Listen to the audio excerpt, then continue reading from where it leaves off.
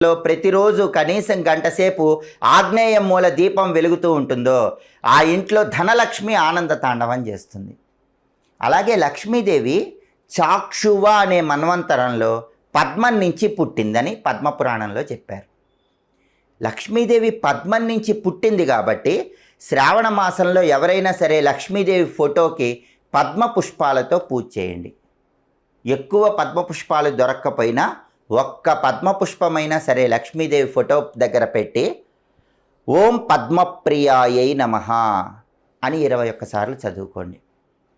స్థిరంగా లక్ష్మీదేవి మిమ్మల్ని అనుగ్రహిస్తుంది. అలాగే లక్ష్మీదేవి ఔత్తమ అనే మన్వంతరంలో నీళ్ల నుంచి పుట్టిందని పద్మపురాణంలో చెప్పారు. కాబట్టి లక్ష్మీదేవి నీళ్ల నుంచి పుట్టిందంటే నీళ్ళంటే లక్ష్మీదేవికి చాలా ఇష్టం. ఎవరి ఇంట్లో అయినా లక్ష్మీదేవి విగ్రహం ఉంటే శ్రావణ మాసంలో రోజు ఆ